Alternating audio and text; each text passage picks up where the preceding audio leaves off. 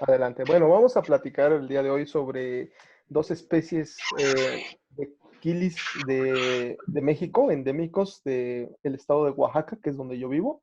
Es un estado al sur del país y se trata del Profundulus oaxaque y el Profundulus mixtlanensis. Y sobre la iniciativa que nosotros estamos realizando para de algún modo conservar estas especies y sus poblaciones. Me presento para los que no me conocen, yo soy Víctor Manuel Ortiz Cruz, soy de formación licenciado en biología, tengo la especialidad en biología acuática y un posgrado en ciencias en conservación y aprovechamiento de recursos naturales. Y estoy a cargo de la iniciativa. Aquí copié un texto, se ve un poco grande, es de un artículo, por los tiempos ya no pude hacer todas las adecuaciones como yo hubiera querido, pero básicamente para rescatar algunos datos. Ay, se me fue. De 505 especies dulceacuícolas que se tienen registradas en México y reconocidas, tenemos que aproximadamente 350 son de las que pueden migrar en distintos ambientes, con los marinos, por ejemplo. Y aquí en México, ¿no?, se tiene una norma oficial, que es la NOM 059 de la Semarnat, que es la que engloba las especies que están en alguna categoría de riesgo. Desgraciadamente esta norma oficial, la NOM 059, necesita actualizarse, porque hay especies que están incluidas ahí que consideramos no deberían estar ahí, porque haya poblaciones abundantes. Y por el contrario, algunas poblaciones o ciertas especies que tienen poblaciones muy ya amenazadas no aparecen en la norma. Entonces, creo que esto sucede en muchos países. Hay todavía mucho trabajo por hacer en ese sentido, ¿no? Eh, ¿Cuál es la principal amenaza de que muchas especies estén hoy en riesgo, ¿no? Son varias. Desde la destrucción, la degradación del hábitat, y por el otro lado tenemos que es la introducción de las especies exótico-invasoras que nos generan una seria amenaza, ¿no? Por un lado, porque compiten a veces por el alimento, por el espacio, por los lugares para desove, o bien algo que no se había considerado por muchos años, la transferencia de sus parásitos. Entonces, eso es uno de los problemas, ¿no? Aquí, bueno, se me pasó poner algo ahí. Nada más era para comentar que México se divide en dos regiones, que son la neártica y la neotropical. Hay un eje montañoso que divide a México en dos. Para el norte, el neártico, y para la parte sureste, el neotropical. Y ahí se mencionan algunos de las zonas o cuencas y regiones que presentan los más altos índices de endemismo. Y se menciona ahí al río Lerma Santiago, Usumacinta, Grijalva, el Pánuco, el Balsas, con sus respectivos porcentajes. Nosotros, donde yo vivo, se encuentra el Coatzacoalcos, por ejemplo, que representa el 13%. Y más hacia esta línea divisoria que les decía yo, que es el eje neovolcánico, pues están los otros cuerpos de agua. Esto es como cultura general, y bueno, ya vamos entrando un poquito a hablar sobre la familia Profundulitae. Y este es el género viviente mesoamericano. Bueno, aquí hace referencia a esta región, ¿no?, que conforma parte del sur de México y Centroamérica, que en su momento formó lo que era Mesoamérica, y se considera que es el género viviente mesoamericano más primitivo del orden Cyprinidae. Esto de acuerdo al autor Webs en el año 98.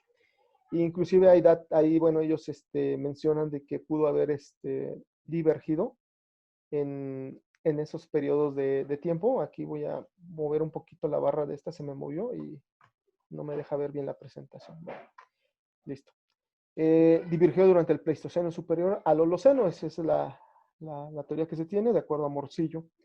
Y bueno, lo que sí sabemos es que presenta dos subgéneros, que son Profundulus y Tlaloc, que es como se llegan a subdividir internamente el género Profundulus. ¿Y cómo se les conoce comúnmente a estos peces? Acá en México les conocen localmente como escamudos, popoyotes, inclusive en algún otro lugar de México. Malamente en México hay un término que engloba a todas las especies de los ríos, de los arroyos, de las lagunas, que le llaman charales. Ese es un término con el que hemos estado batallando, trabajando para quitarle ese concepto a la gente, porque por ese concepto, cuando se capturan todo pez de arroyo o río, se piensa que es un charal y que no vale. Un charal es como decir, es un pez que no vale, y no es cierto. A veces están saliendo entre estos charales godeidos, quilis y otras especies. Entonces, ¿qué los hacen? Los utilizan como alimento vivo para peces de ornato, a veces como óscares y de esta naturaleza, cuando se desconoce el valor que tienen esos peces. yo lo digo a veces, ¿no? Cuando me toca platicar con aficionados al acuarismo que mantienen estas especies, le digo, pues resulta que lo que le estás dando de comer a tu Oscar vale mucho más que el propio Oscar, ¿no? En inglés, pues los conocemos como killifish o pupfish. Son peces ovíparos y de tendencia insectívora. Y algo interesante es que tanto estos killis como otros y los godeidos también se consideran bioindicadores, en este caso de buena calidad del agua. Son muy sensibles a las alteraciones que pueden darse en los cuerpos de agua. Y algo que estábamos platicando tras bambalinas aquí con Manuel era algo que ya decía mi profesor del posgrado, el doctor Martínez, que de hecho trabajó con el doctor Doadrio también allá en España. Es que es un grupo poco estudiado, ¿no? Y esto ya lo venía diciendo desde hace varios años. En el 99 eso era lo que declaraba, es un grupo poco estudiado. Él lo consideraba un grupo olvidado, inclusive para la ciencia. Y eso fue lo que pasó por muchos años. ¿Dónde habitan los profúndulos? Bueno, las especies del género pues son dulceacuícolas y se consideran endémicos de esta franja de América Central, desde el río Papaloapam aquí en Oaxaca, en México, y hasta los ríos Motagua y Polochic en Guatemala del lado del Atlántico, y por la parte del Pacífico, desde el río Balsas hasta la cuenca del río Lempa en Honduras. Esa es la distribución general que se tiene de las especies de este género.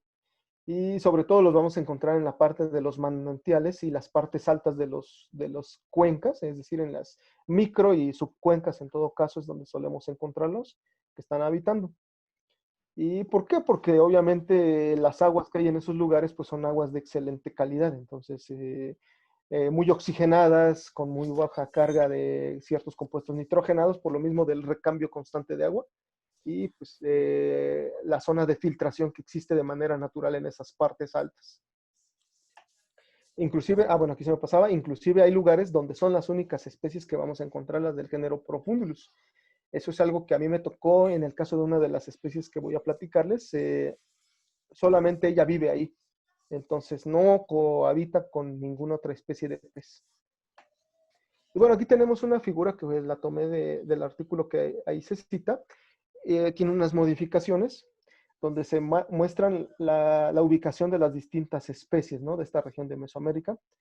Y ahí agregué algunas de las especies que no estaban consideradas en este artículo, que en este caso el Mixtlanensis, que es una especie que fue descrita en el año 2015 por la doctora Patricia Ornelas, con quien también hemos colaborado.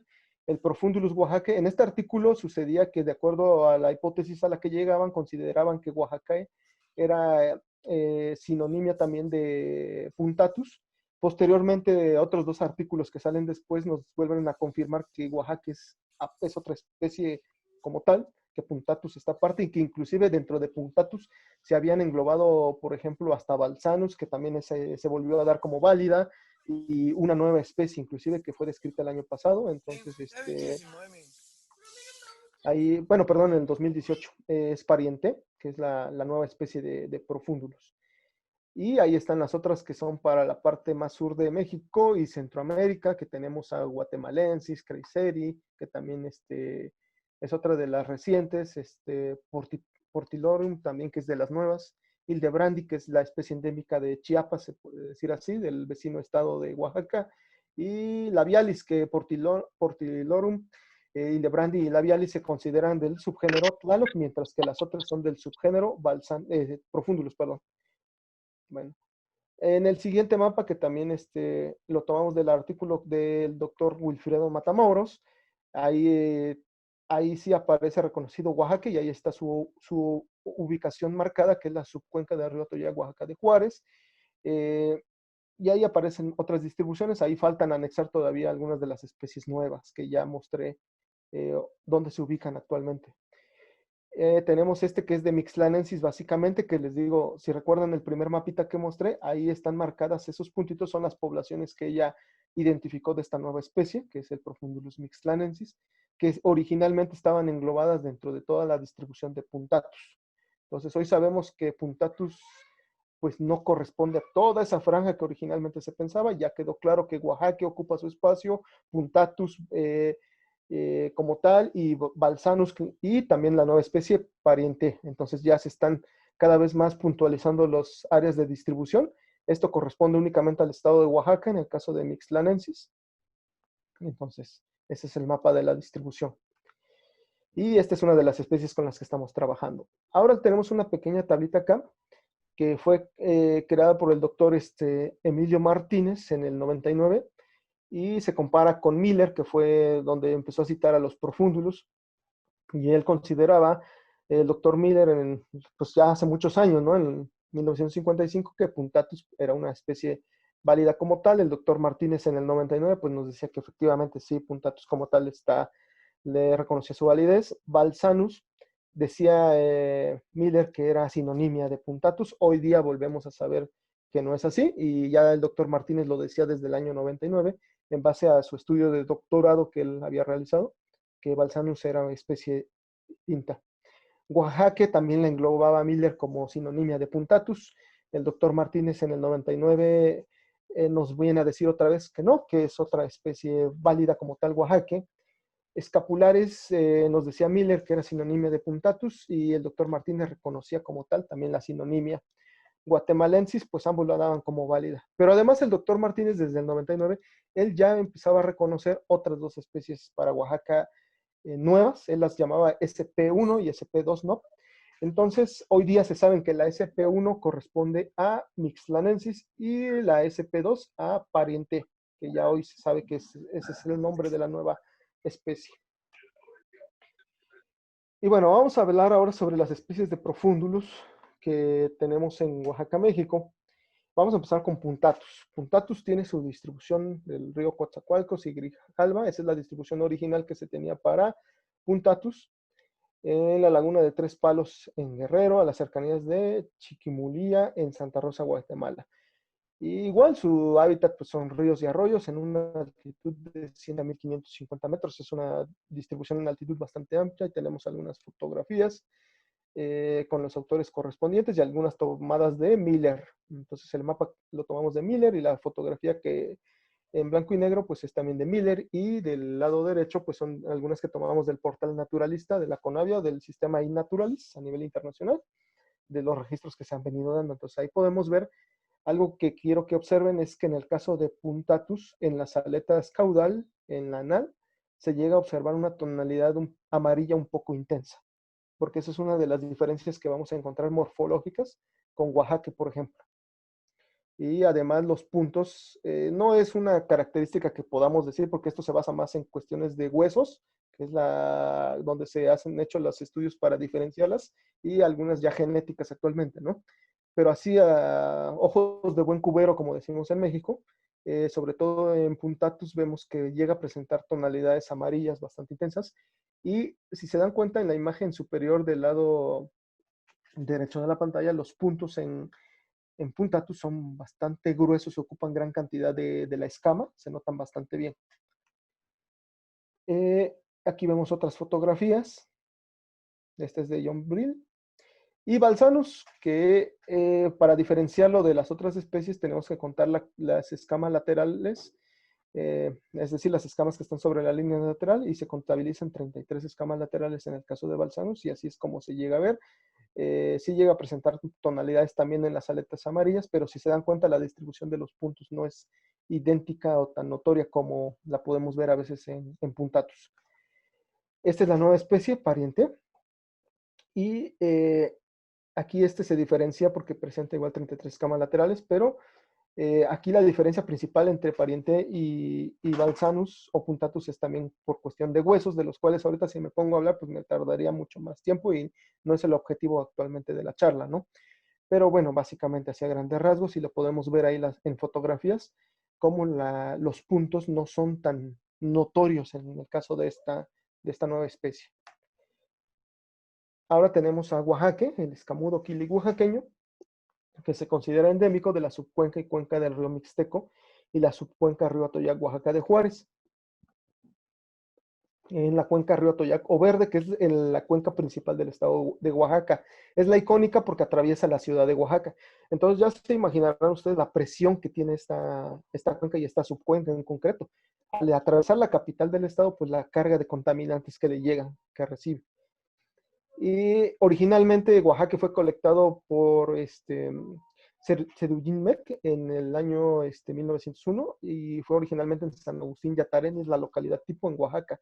Hoy día ahí ya no existe Oaxaca, está altamente contaminado el arroyo donde lo colectaron, entonces ya está extinta la localidad tipo. ¿Cuáles son los hábitats de esta especie? Pues son arroyos pequeños a grandes, agua clara muy lodosa, sobre todo en temporada de lluvias, como son las zonas donde se recargan los acuíferos, es por escurrimiento, entonces, pues ustedes saben, cuando llueve intensamente todo el material de arrastre y todo esto, ¿no? Por eso se pone lodoso. La corriente puede ser nula en temporada de estiaje o muy rápida en temporada de lluvias. Del fondo puede ser arena, grava, cantos rodados. Puede haber densos mantos flotantes y sumergidos de algas verdes, sobre todo cara, o bien najas guadalupensis también se puede encontrar, o azola caroliniana también, como el lecho flotante. Bacopas también se pueden encontrar, o algunas eleocaris en las orillas de estos cuerpos de agua. Y generalmente son pozas que tienen una profundidad de medio metro, 1 metro a lo mucho. Y bueno, aquí tenemos al descubridor para la ciencia, decimos. ¿Por qué? Porque obviamente la población nativa de Oaxaca, pues de algún modo ya conocían al Profundulus sin saber que se iba a llamar Profundulus, ¿no? De hecho, creemos en base a indicios de investigaciones que hemos realizado que tenía interés gastronómico, se alimentaban de él junto con las demás especies de los cuerpos de agua. Siduinmec, pues les decía, descubrió la población tipo en el año 1901. Esta es la primera, bueno, el primer dibujo sobre, en ese momento lo llamó Fundulus, lo englobó en el género Fundulus y lo llamó Fundulus Oaxaca. Y bueno, ahí tenemos la diagnosis que ellos hacían, ¿no? Bueno, esto fue tomado de la descripción original. Este es parte de, este extracto de un documento que generamos nosotros como iniciativa a través de unos estudios que estuvimos realizando. La diagnosis principal en cuanto al conteo de escamas laterales es que Oaxaca presenta 29 a 31 escamas laterales, en promedio 30, a diferencia de las otras que presentan 32 o 33. Eso está muy marcado.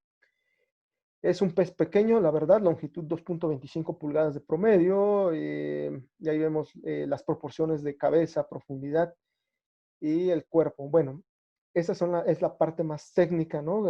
Si tenemos el tiempo de estar contabilizando todo esto y midiéndolo, pues ahí está la diagnosis. Y les voy a mostrar algunas fotografías. Algo característico de esta especie es que llega a presentar en el cuerpo una coloración verde olivo también. En ciertas situaciones de bienestar o estrés también llega a manifestar estas coloraciones. Entonces, esto es algo que lo va a distinguir de las otras especies, esta coloración verde olivo. Y ahí se puede ver la característica de los puntos. Si se dan cuenta, no son tan cuadrados como en el caso de Puntatus, ni tan grandes, son un poco más pequeños. Ese es algo que de una vista rápida podemos nosotros decir, bueno, creo que se trata de Oaxaca, sin haber contabilizado todavía escamas y todo eso, o huesos. Y bueno, aquí vemos que no presenta coloraciones tan intensas, o a veces es nulo el color amarillo, a diferencia de las otras especies. Si se dan cuenta, en las aletas no es un color tan intenso, tan marcado como puede ocurrir en Balsanus o en Pariente. Y ahí vemos los puntos. Si se dan cuenta, son puntos más pequeños también. Ahí tenemos algunas otras fotografías que hemos tomado de Oaxaca y son peces muy bonitos, bueno, de los cuales yo ya me he enamorado, así como de las otras especies. Y sobre todo, pues por el trabajo que hemos venido realizando con ellos. Y aquí vemos una hembra de las reproductoras que teníamos en los ensayos. Ahí vemos el tamaño en centímetros, aproximadamente casi 8 centímetros de longitud total. Y vemos en la coloración verde oliva y los puntos que les comento son bastante pequeños comparados con las otras especies. Y la cabeza, si se dan cuenta, la curvatura que presenta también es otra característica en la cabeza y el tamaño del ojo respecto a la cabeza.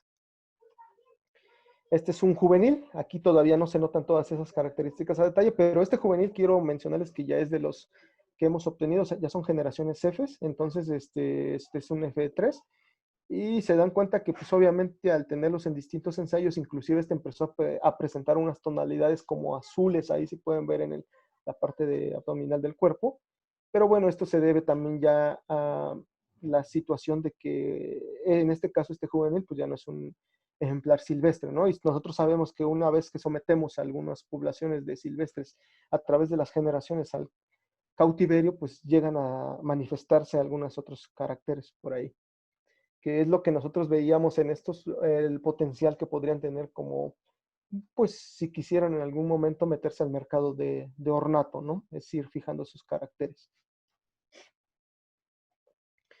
Bueno, más sobre la biología que se conocía de esta especie, pues era realmente muy poca, muy escueta. Esto, pues lo que teníamos era la información que se había generado de Meck y sobre Langdon, que en paz descanse ya Langdon. Tuvimos todavía comunicación con él unos meses antes de que él falleciera. Él, sin saberlo, pues mantuvo al parecer una población de Oaxaca. Ellos pensaban que era, con la información que había de Miller también, pues que era Puntatus, ¿no? Y pues resultó después que no, que era Oaxaca. Entonces, ellos se llevaron una población de aquí de la subcuenca Río Atoyac, Oaxaca de Juárez, que es la que habita Oaxaca. Y Langdon decía que él los mantuvo por 15 años en cultivo a partir de una sola pareja y que en cautiverio desovaban de 20 a 30 grados centígrados y que la longitud máxima era de 69 milímetros, de acuerdo a él.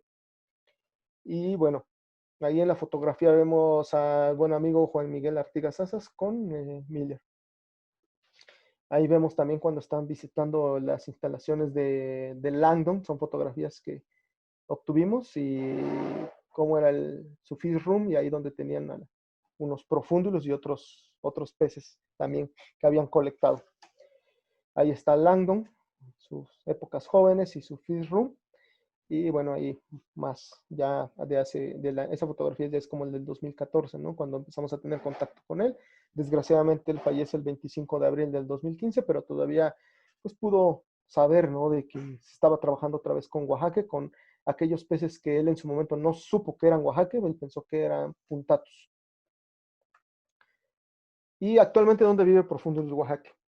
Bueno, sus poblaciones están bastante fragmentadas y están aisladas la una de la otra a lo largo de lo que es la subcuenca Río Atoyac, Oaxaca de Juárez. Ahí, toda esta mancha que se ve acá, pues es la mancha urbana de la ciudad de Oaxaca. Entonces, este es el río Atoyac, Oaxaca de Juárez. Aquí atraviesa toda la ciudad de Oaxaca y la zona metropolitana. Entonces, es obvio que está seriamente amenazada, ¿no? Por contaminación, degradación, cambio de uso de suelo, etcétera. Entonces, el holotipo se aprecia aquí arriba, ahí ya está extinto. Estas son algunas de las poblaciones que se han venido identificando.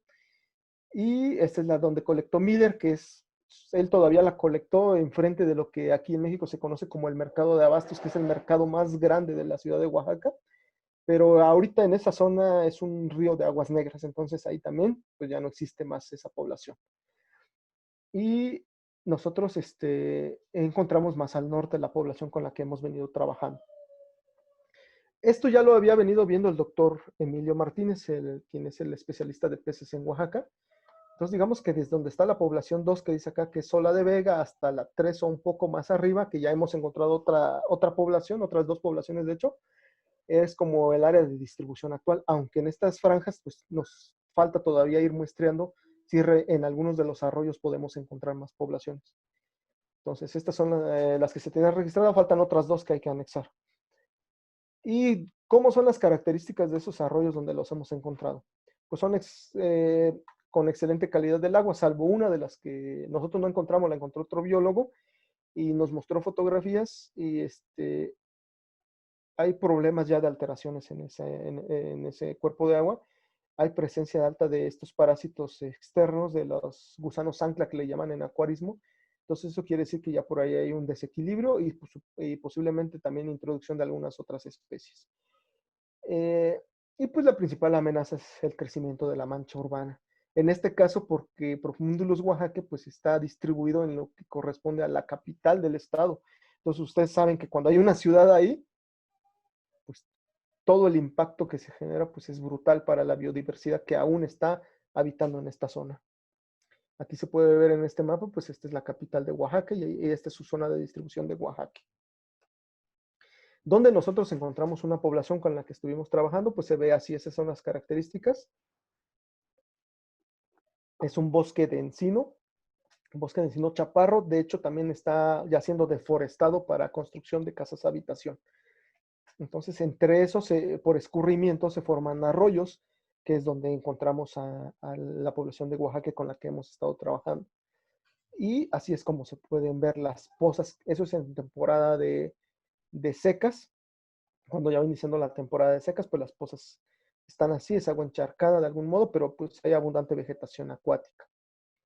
Ahí estaba lloviendo, ahí todavía eran las últimas lluvias, entonces por eso nos tocó ver esto.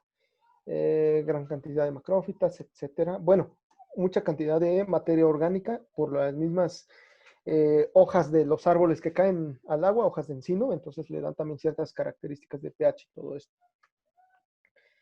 La otra especie con la que hemos estado trabajando, y que también forma parte de los profundulus de Oaxaca, es el Mixlanesis, que también es especie nueva. Ahí tenemos la diagnosis que nos da la doctora Patricia Ornelas, que fue quien hizo la descripción de esta especie. Y ahí nos muestra la cantidad de radios blandos dorsales, anales, escamas laterales son de 30 a 35. Pero aquí no hay pierde con Profundulus mixlanes y es muy fácil de identificarlo. Solo quiero que vean la fotografía de ese ejemplar. Ese es uno de los ejemplares en los que se ha notado más una coloración azul intensa. Por eso nosotros le llamamos el Profundulus, el Kili oaxaqueño azul, así. Nosotros lo bautizamos así con ese nombre. Creo que no hay mayor pierde. Sabemos que es endémico también de una región de Oaxaca, pero no hay pierde, es el único que presenta esa característica de coloración azul en el cuerpo. Y aquí vamos a ver otras fotografías del mismo. Presenta otra característica, es que en los bordes de las aletas dorsal y anal, ustedes pueden ver ahí que en las orillas tiene acentuado una coloración amarilla y en el resto del cuerpo presentamos en el vientre una coloración amarilla y lo demás es una coloración azul. Entonces es muy fácil de identificar de todos los demás profúndulos sin necesidad de contabilizar escamas o huesos o cosas así. Entonces, muy fácil de identificar.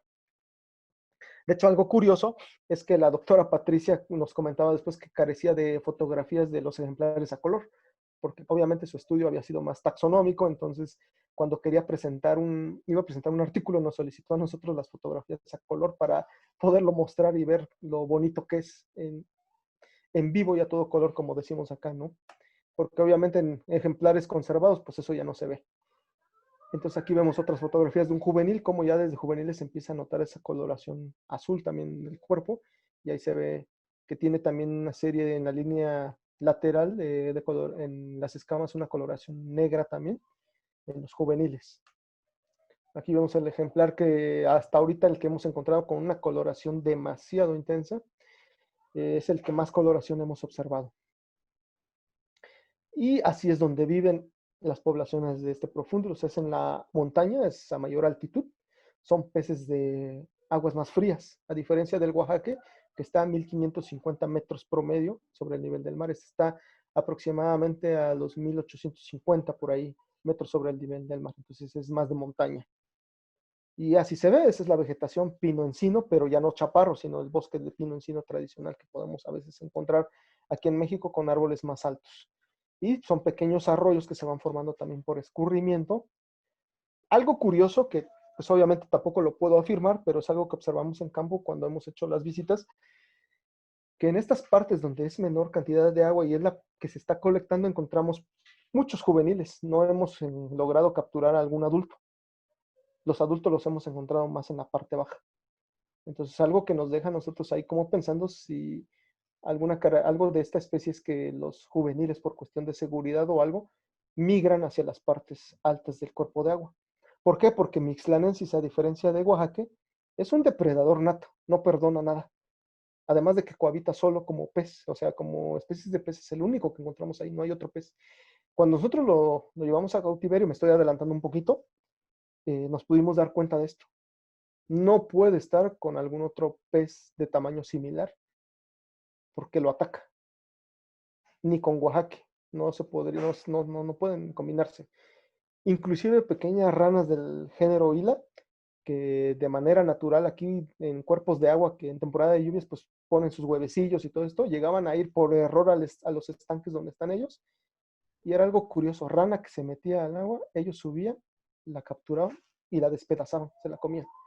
Entonces, son bastante agresivos. Entonces, eso me hace pensar que dadas estas características de los adultos, los juveniles como estrategia de sobrevivencia pueden hacer esto de nadar arroyo arriba a esas zonas con menor profundidad donde los adultos no pueden estar. Encontramos población bastante considerable de juveniles en estas pequeñas pozas que se forman o por escurrimiento respecto a las pozas de más profundidad en las partes bajas, que es donde están los adultos que encontramos de mayor tamaño y todo esto. Y bueno, así es donde ya empezamos a encontrar a los adultos, bastante materia orgánica en el fondo, detritus, hojas, etcétera.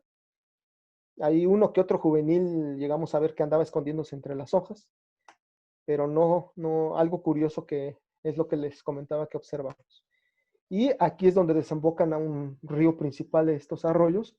En el río hicimos algunos muestreos, pero no pudimos encontrar ahí algún profundulus. Entonces creemos que pues ellos prefieren estar en la parte de los arroyos, no les gusta lidiar mucho, pues obviamente con la corriente que presenta ya el río, ¿no? Pero sin embargo, pues sirve como canal de comunicación, que es lo que pues les ha servido para irse distribuyendo en los distintos arroyos, obviamente, que alimentan a estos cuerpos de agua, porque solo teníamos identificado una población en este río. Posteriormente muestreamos algunos otros más y encontramos en otro pequeño arroyito río arriba otra población muy pequeña de mixtlanensis. En otros no había, entonces creemos que en algún momento de algunos de estos se fueron distribuyendo y pues obviamente el río les sirve como una vía de comunicación para desplazarlos a otros cuerpos de agua y así es como se fueron formando estas poblaciones. Pero en el río como tal no pudimos colectar y quizá necesitamos mejorar las técnicas de muestreo, no lo sé, pero no los pudimos encontrar allá, pero sí en dos arroyos al menos.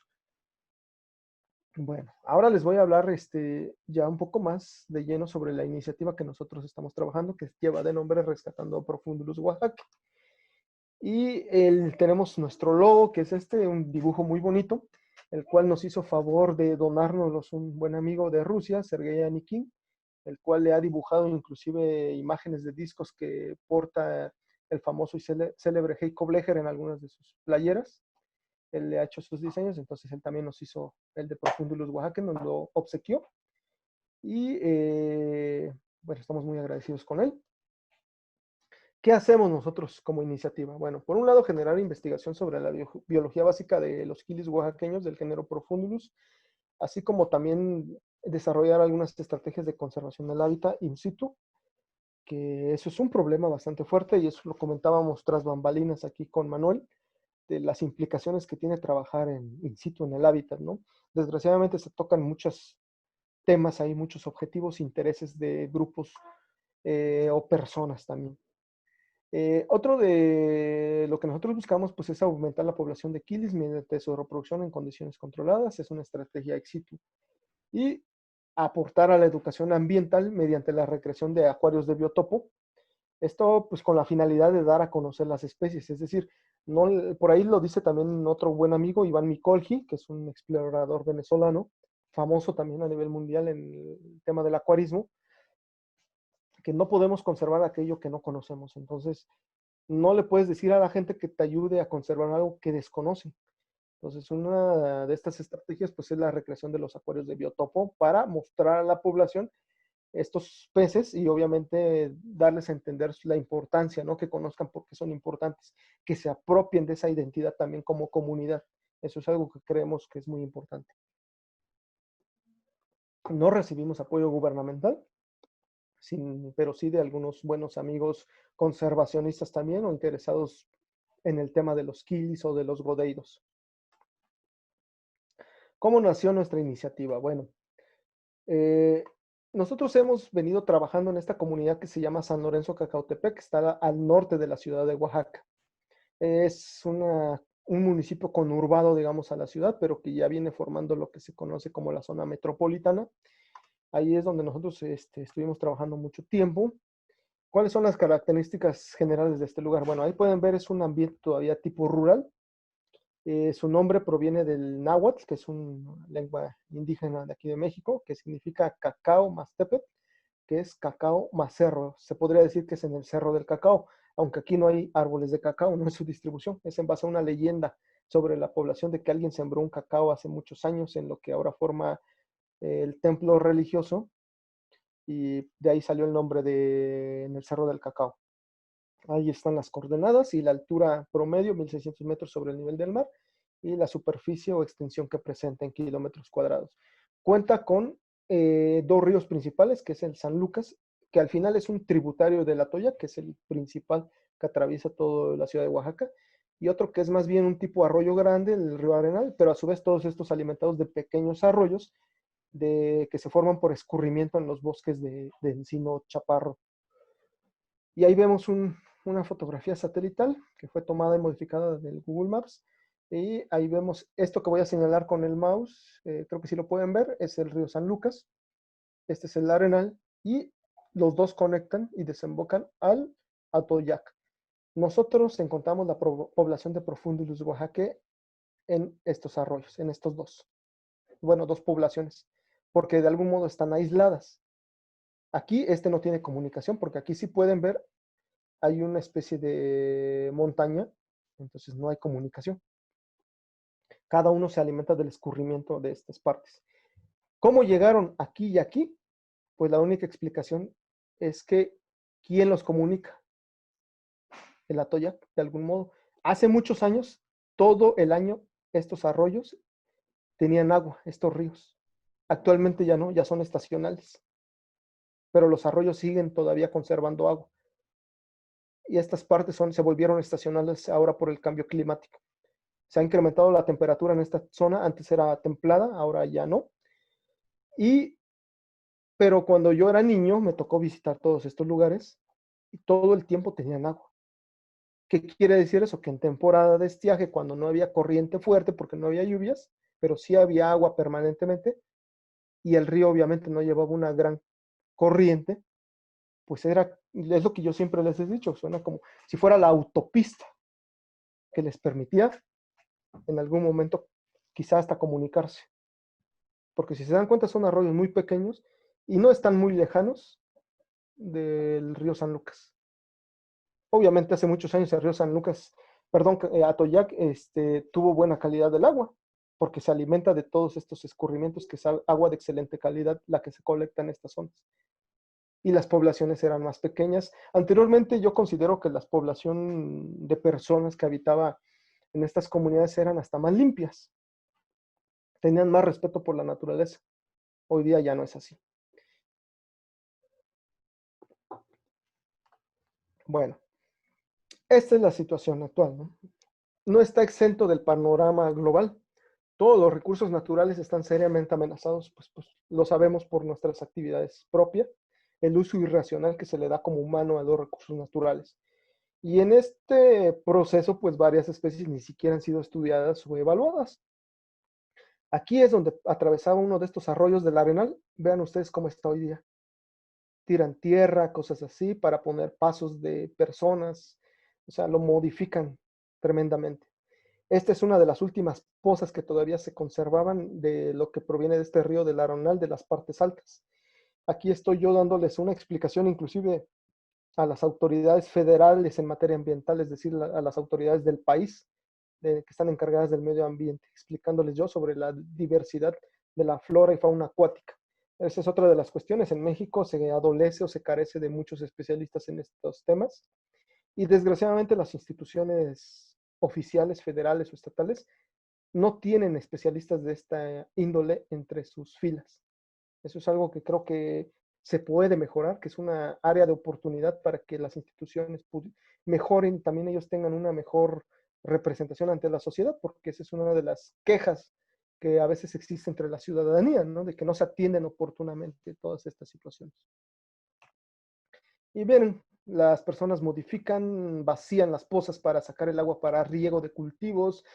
Me tocó ver inclusive algunas pozas con una mortandad tremenda de peces porque alguien por ahí fue a lavar sus mochilas con las que asperjan agroquímicos y pues con consecuencias fatales.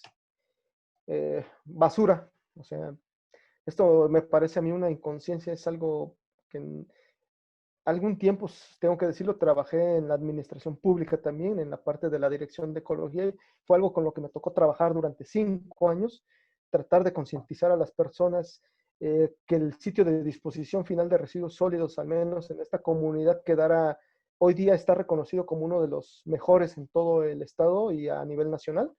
Entonces fue algo del trabajo que realicé durante 5 años para ir eliminando este problema también. Sin embargo, pues hay personas, ahí se ve, esa poza era una poza que yo decía bellísima por la cantidad, por un lado por el aspecto del paisaje, por el otro lado la flora que había ahí, la fauna y todo, o sea, hoy día está así escarbada, modificada, alterada, ¿para qué? Pues para servir de suministro de agua para riego de cultivos que están en la parte alta. Entonces, pues con eso ya modificaron todo y desaparecieron pues poblaciones de organismos que estaban ahí. Y los pocos peces que están, este es un moli silvestre, pues lo vemos ahí, miren, por ejemplo, esta es una hembra, ahí la vemos con un gusano ancla, una lernea, y todavía la lernea cargando una cantidad ahí tremenda de alga, o sea, imagínense todo lo que tiene que andar cargando el pez ahí. Y también gran cantidad de parásitos intestinales, pues esto es obvio, ¿no? Al modificar todo el cuerpo de agua, pues esto es lo que generamos. Situaciones tan curiosas como estas, donde gente se apropia de los pozas, cuando son en México bienes nacionales, la ley dice que son propiedad de todos para el servicio de todos, pues hay gente que se apropia de ellas. Y la autoridad a veces no suele lidiar con ese tipo de personas que consideran conflictivas o problemáticas. Bueno, pero esa es la parte negativa, ¿no? Ahora les voy a platicar un poquito de la parte de lo que nosotros vinimos haciendo durante varios años, que nosotros llamamos acciones en beneficio. Les decía yo, por un lado, el conocimiento de estos cuerpos de agua, lo que vive ahí explicando inclusive a las autoridades federales la importancia de estos lugares. Se buscaba en algún momento la protección de estos lugares de manera institucional. Por medio de la autoridad local se lograron inclusive hacer algunas actividades de limpieza, sobre todo malezas, para permitir que el agua otra vez pudiera continuar su camino. Se habilitaron algunas pozas o se rehabilitaron algunas pozas para que otra vez el agua comenzara a permanecer a lo largo de estos arroyos. Ahí vemos a Sola caroliniana flotando. Algunas especies miren, el río San Lucas, el otro que les comenté, que a donde desembocan estos arroyos, tiene un problema muy serio que es la extracción de materiales pétreos. Es decir, estaban erosionados, pero a un nivel extremo ya. No había retención de agua, nada. Se tuvieron que implementar algunas especies de retenes, no con el fin de retener el material, sino más bien ayudarle un poco al río que en ciertas porciones se fuera regenerando. Y eso fue el resultado. Obviamente se empieza a retener más el agua, la vegetación empieza otra vez a crecer. Y eso nos permite que regresen poblaciones, no solo de peces, anfibios, insectos, aves, que no es lo más conveniente poner un retén, eso lo sabemos, pero a veces es una estrategia que nos ayuda cuando ya este tipo de ambientes está tan deteriorado que es lo que nos está permitiendo que se vayan recuperando. Lo que se tiene que hacer es que se van colocando cada vez más, cada cierta distancia, y el nivel del agua misma va a empezar a subir, a subir, a subir, y la idea es que en algún momento puedan tener una conexión más directa, ¿no? Que no queden todavía esos desniveles. Y eso lo hemos visto a lo largo de otras administraciones que siguieron, donde colaboramos, que se continuaron haciendo este tipo de infraestructuras y nos permitió ver cómo el agua volvían a conectarse entre ellos otra vez. Entonces eso nos ayuda de nuevo. Estos son algunos de los arroyos de la parte alta de esta comunidad, donde estuvimos haciendo muestreos y todo esto para ir identificando la flora y la fauna acuática. No había ningún estudio para esta zona, en absoluto, nadie lo había estudiado. Y eso es algo que se comentaba en el círculo de la investigación en algún momento. Desgraciadamente, la mayoría de los jóvenes investigadores o los investigadores también de antaño en Oaxaca, y yo creo que en México y en muchas partes, es que suelen irse a los lugares donde hay mayores índices de diversidad biológica. ¿Por qué? Porque hay más riqueza y todo esto, entonces suelen irse a estos lugares. Pero ¿qué pasa con los que tienen los ecosistemas que están a la vuelta de la esquina? Muchos de ellos abandonados, porque piensan que ya no hay nada ahí, y no es cierto. Nosotros empezamos a trabajar en esta parte, y bueno, les voy a mostrar rápidamente cuáles son los peces nativos que podemos encontrar en esta zona. Obviamente Pecilias phenops, que es el moli silvestre, o charal, que les digo, ese término es otra cosa con las que hemos estado trabajando, quitarle un poquito a las personas esta idea de charal, porque malamente se engloban gran cantidad de especies. Y pues el moli silvestre, a la gente que nos toca explicarle todo esto, exponerle, les decimos, esos peces que ustedes van y compran en un acuario de colores, provienen de estos. Ustedes los han tenido en los ríos, no los supieron aprovechar ni obtener un potencial ni cuidarlos y mire, hoy los pagan porque tienen colores, pero los sacaron de aquí. Estos también que los dan como alimento a depredadores, a tortugas. Pecilopsis gracilis, un guatopote jarocho. Y este se caracteriza porque tiene una serie de puntos de buen tamaño a lo largo de la línea lateral. Y este se considera en algunos escritos como bioindicador de calidad del agua. Esta es una especie hermana, Pecilopsis fasciata, que a diferencia del anterior, no tiene puntos, sino lo que tiene son unas pequeñas líneas transversales, que a veces son muy nítidas y a veces muy opacas. Y son peces pequeñitos. Algo que yo he podido observar en campo es lo siguiente. Los dos se consideran bioindicadores de calidad del agua. Este en particular, yo lo considero al menos como bioindicador de calidad de buena a excelente. El otro de buena nada más. ¿Por qué? Porque el otro ha llegado a observar poblaciones que llegan a ser arrastradas al cauce principal del río Atoyac y en temporada de lluvia las podemos encontrar ahí. Pero después desaparecen obviamente porque los niveles de contaminación se vuelven a elevar. Esta no. Esta sí desaparece inmediatamente una vez llegan a esos niveles de contaminación a elevarse, desaparece. Y esta la he encontrado en aguas con mejor calidad de acuerdo a los resultados del análisis físico-químico. Entonces, poblaciones abundantes de esta especie me indican ya que es un agua de buena a excelente. Tenemos, por el contrario, actualmente ya cambió, anteriormente era Pteranodon bimaculata, ahora es Pseudohyphophorus bimaculatus. También le llaman charal o guatopote manchado, es el otro nombre. Este es un pez, un pecílido que crece más grande, es su característica, coloración café, y un punto en la región caudal de cada lado, en esta parte del pedúnculo caudal. Este para mí lo considero como un bioindicador, pero de lo contrario de los otros, porque esto yo lo he observado en base a mis años de exploración. Resulta que donde había pozas en los arroyos, donde anteriormente eran muy abundantes las poblaciones de los Peciliopsis, hoy día están contaminadas, impactadas, como vimos en las fotografías. No hay más Peciliopsis, pero ¿saben quién está abundante ahí? Esta especie. ¿Esto quién nos quiere decir? Que él se adapta a esos cambios. Entonces, poblaciones abundantes de esta especie en un cuerpo de agua, para mí ya me están indicando de manera indirecta que ya hay unas alteraciones ahí bastante considerables en ese cuerpo de agua.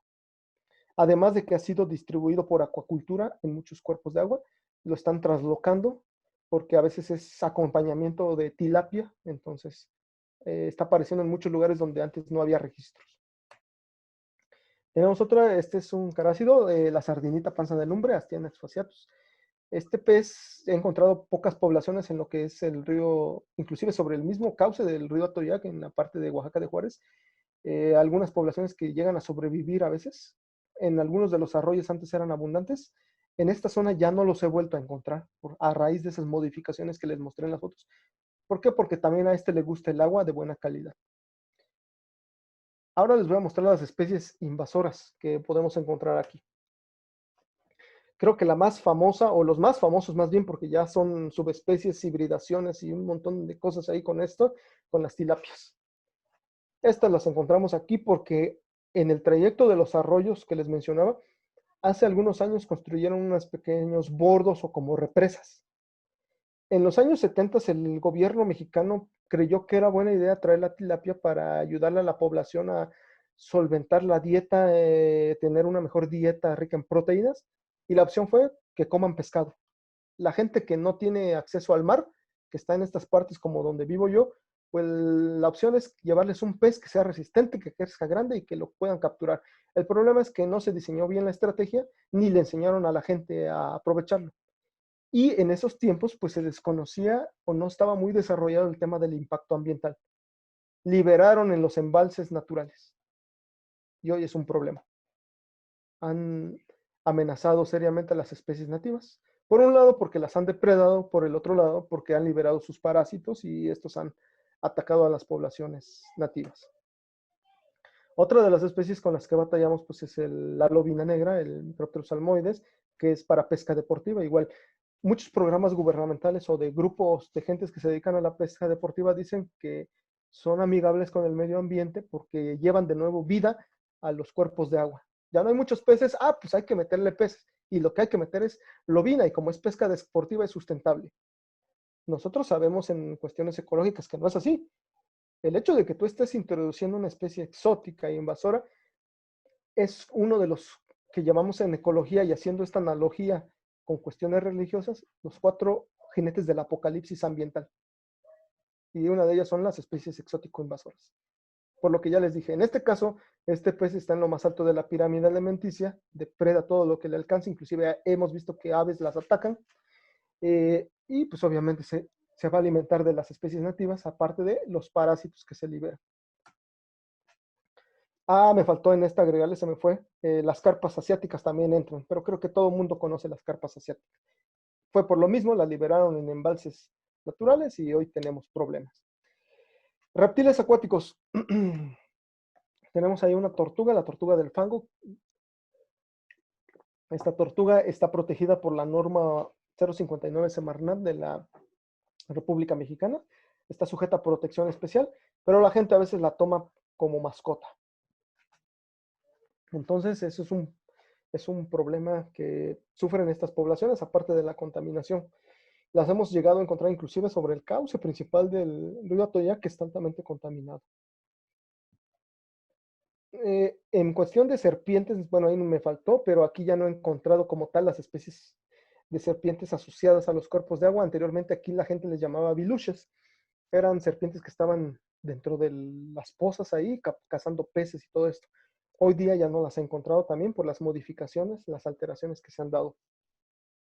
Anfibios.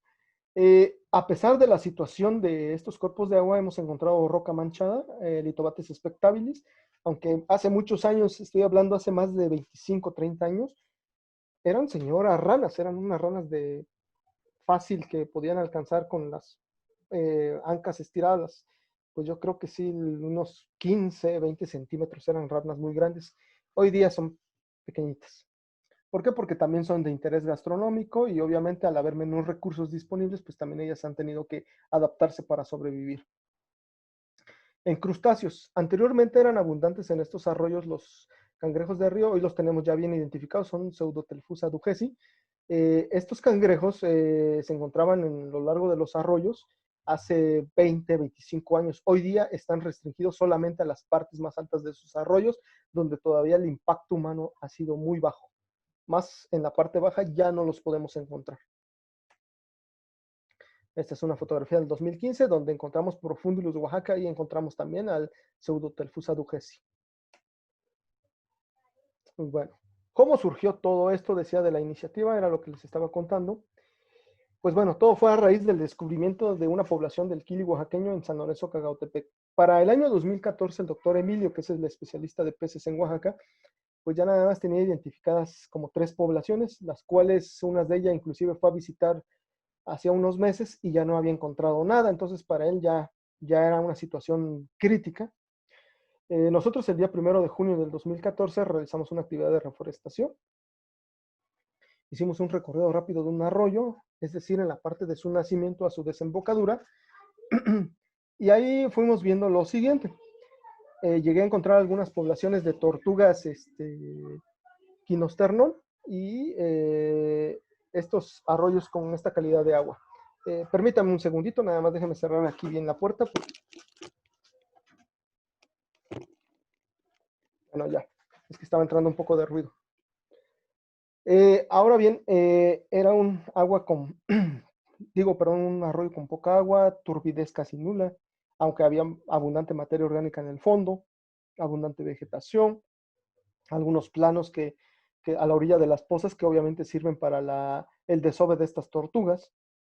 Y les digo, esta es la Quinosternón integrum, que está protegida por la NOM 059. Y al parecer había ausencia de peces. No se veía ningún pez, yo pensé que no había nada. Esto es una anécdota muy curiosa que va a sonar, no sé en qué sentido la puedan tomar. Yo estaba ahí y de repente orienté mi mirada hacia algo así, un pequeño manchón de plantas que estaban ahí, de plantas acuáticas, y llegué a ver la silueta de un pez quieto ahí.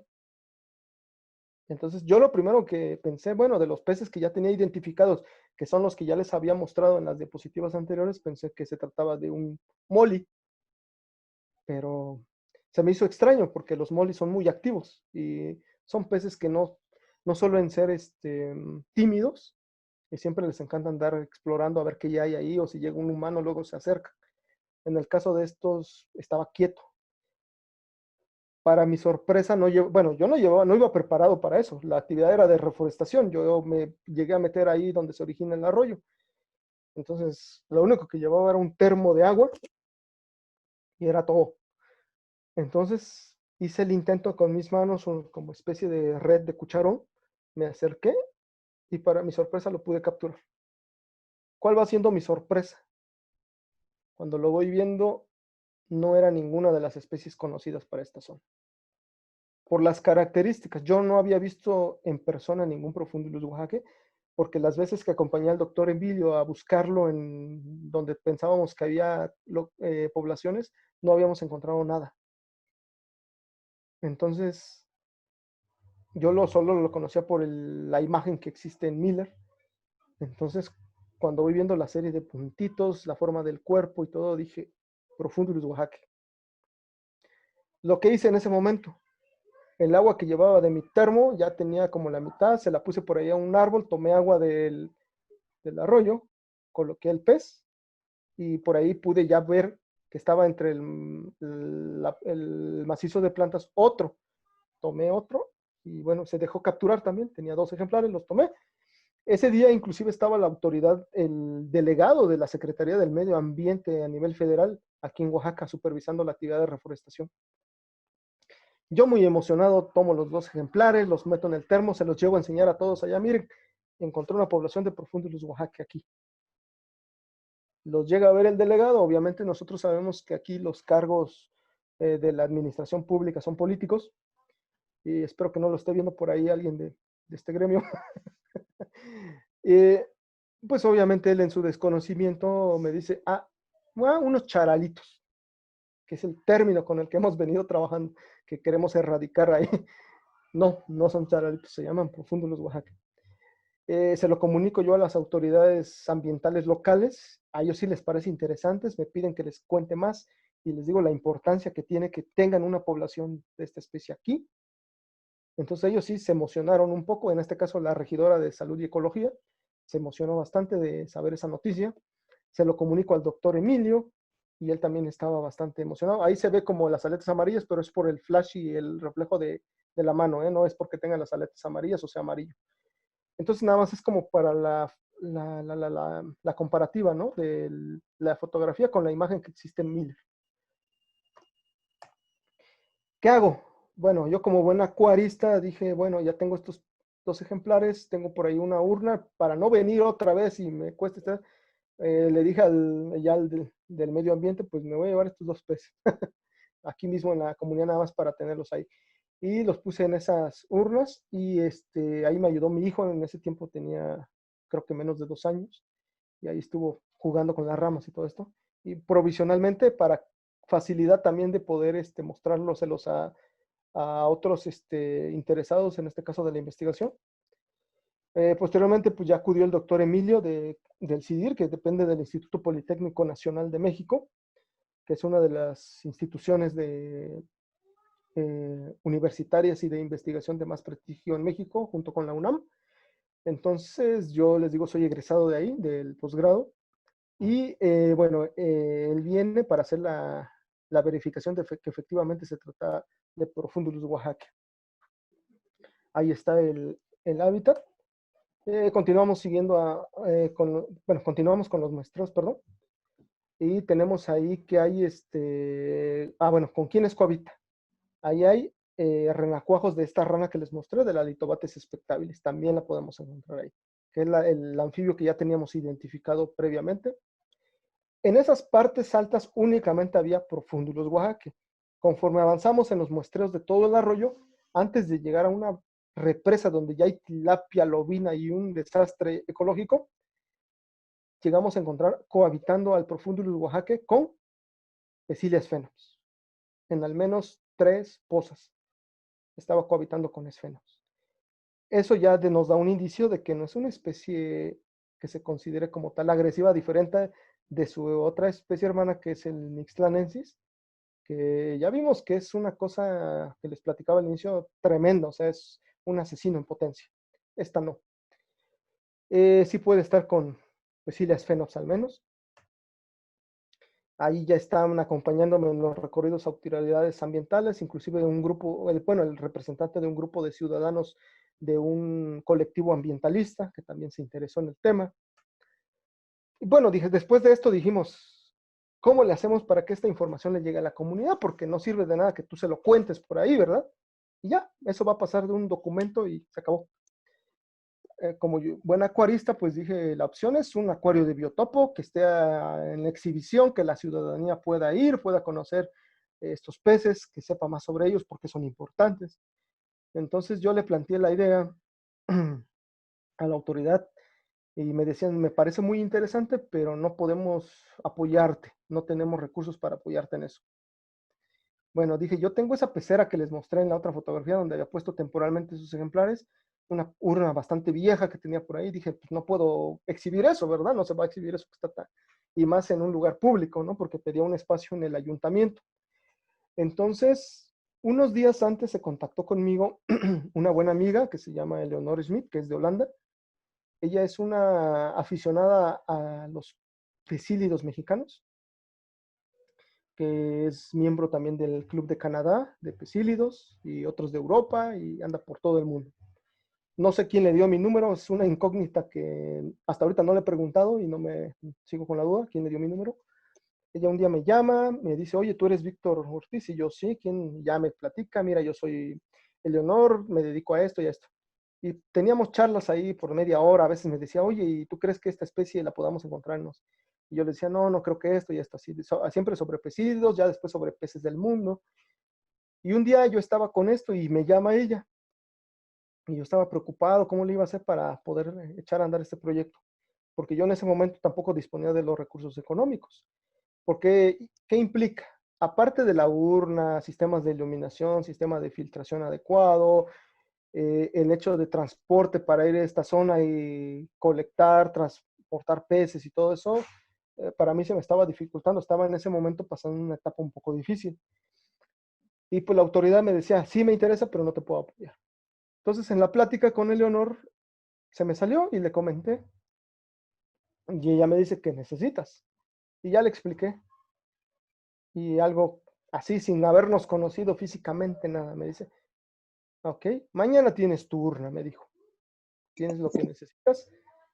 Y ella se hizo cargo de, pues, de donarnos la gran parte de lo que se ocupaba. Ya entonces fue cuando la autoridad local dijo, ah, bueno, siendo así, nosotros ponemos esto, el colectivo ambientalista dijo, nosotros te ayudamos con esto y así. Y el caso, hicimos mancuerna, hicimos colectas, hicimos toda la preparación y finalmente instalamos ese acuario de biotopo en la sala de espera del ayuntamiento. Inclusive invité a uno de mis estudiantes de licenciatura que me acompañó, de licenciatura en biología, y estuvimos ahí. Fue un día bastante complicado, se maduró el acuario y ahorita les muestro la fotografía, cómo quedó, porque viene algo curioso. Platicando con Leonor, bueno, ya está el acuario, todo, ya están en exhibición los peces y me dice Leonor, oye, ¿por qué no participan con su trabajo en los concursos que hay sobre acuarios de biotopo? Y yo desconocía que había concursos. Y ahí fue donde también nace el biotoper Víctor Ortiz. Entonces dije, bueno, va. En ese momento, pues me inscribí, metí el trabajo en los concursos principales de acuarios de biotopo, que en ese año, en el 2014, eran tres: el Biotopo Aquarium Design Contest, que tiene su sede en Rusia, el de la AGA de Estados Unidos, y el de Croacia, que era su primer concurso, el Croatel. Entonces, pues dije, bueno, vamos a participar, pero para eso necesitábamos evidencias del trabajo, fotografías en alta definición, etcétera. La parte técnica, pues yo la tenía, no había problema por eso. Ahora bien, yo no disponía de una cámara profesional en ese momento para cubrir las necesidades. La autoridad, pues no la iba a comprar, entonces volví a platicar con Eleonor y me dijo, no te preocupes. Ella le pidió amablemente a un fotógrafo profesional que viniera, se hiciera cargo de las fotografías. Y así es como pudimos mandar la evidencia. Nos inscribimos ahí al de Croacia, al de Rusia, al de Estados Unidos. Y para nuestra sorpresa, resulta que cuando salen los resultados del de Croacia, pues ganamos la categoría de biotopo por mostrarle ahora al mundo al Profundulus oaxaca, aparte del interés que ya se estaba generando aquí en la comunidad. Y ahí está el acuario. Primer lugar, y ahí le puse, se lo dediqué también al municipio para que la gente le diera ese valor. San Lorenzo Cautepec, o mi nombre también aparecía, Víctor Manuel Ortiz Cruz. En ese momento fuimos invitados a este evento, al Afterfest, allá en Zagreb, Croacia. Y bueno, esto generó reacciones, obviamente. Por ahí tuvimos la visita de algunos reporteros de los medios de comunicación que se entrevistaron con la autoridad municipal, con su servidor. Y unos días después sale una plana completa en el diario de circulación estatal más importante de Oaxaca y lo titulan así, ¿no? Hayan un pez en extinción, especie única en el mundo, y además de que se había ganado el concurso en Croacia. Entonces esto genera un revuelo muy fuerte, ¿no? Ustedes saben que cuando algo se vuelve viral, pues llama la atención bastante. Días después nos están contactando y estamos recibiendo la visita de las televisoras nacionales inclusive, que vienen a realizar reportajes, los llevamos al hábitat, entrevistas, etcétera, y les dejo un reportaje.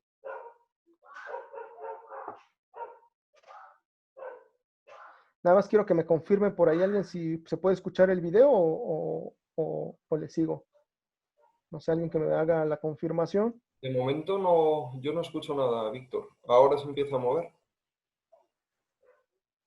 pero no ¿No? hemos... Solo se ve el video. Sí. Ah, ok, bueno, se los platico. Este es uno de los reportajes que salió donde se habla sobre el descubrimiento de la población y sobre lo del concurso de Croacia que se ganó. Hicieron sus tomas y salieron los reportajes muy bonitos.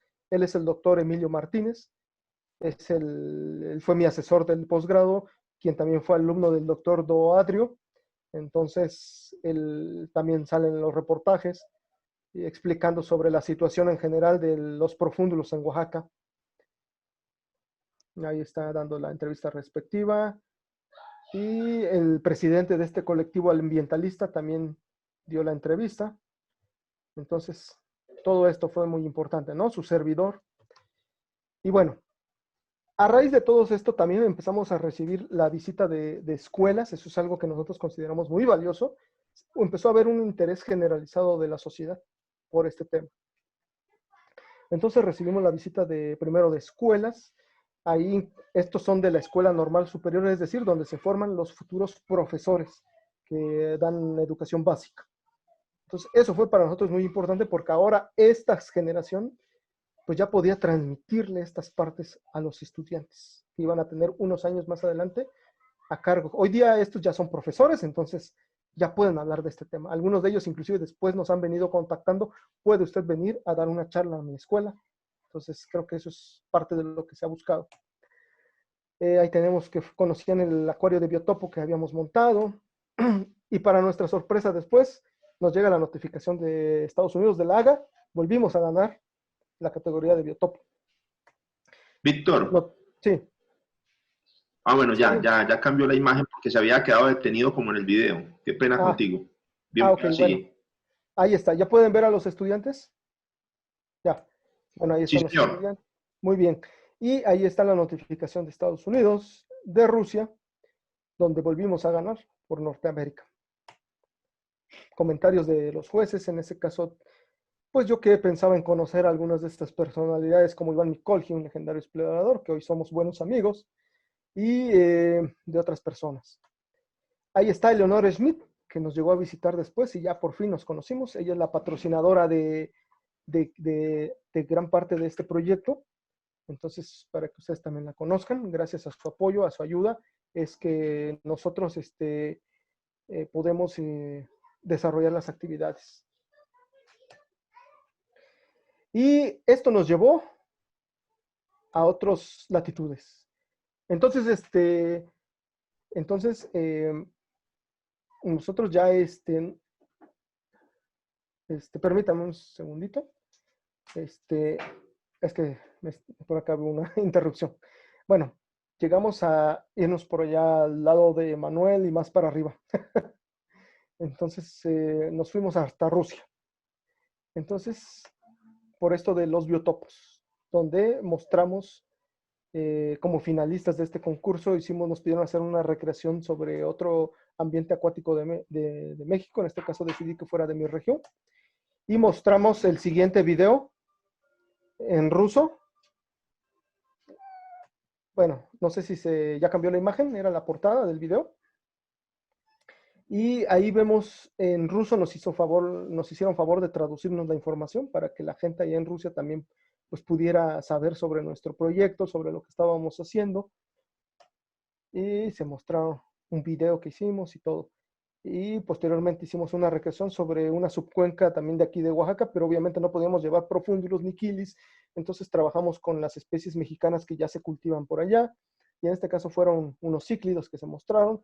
Algo que nos llama mucho la atención y que les reconocemos por aquel lado es el poder que tienen estos espacios de los shows de mascotas. Y eso es algo que sí, yo sí reconozco, cómo hay ese interés por las marcas, por las empresas, por la iniciativa privada, en asociación a veces con grupos de investigación, la academia y por supuesto aficionados al acuarismo, que les dan esos espacios también dentro de estos shows. Algo que aquí en México es muy difícil y yo creo que no me va a dejar mentir por ahí Nelson, también no es tan fácil por nuestros lados. Es un poco complejo convencer a veces a la gente del dinero de estas aperturas o estas oportunidades para mostrar todo esto. Y eso es algo muy bonito, o sea que a mí de todas generaciones que van, que les interesa conocer.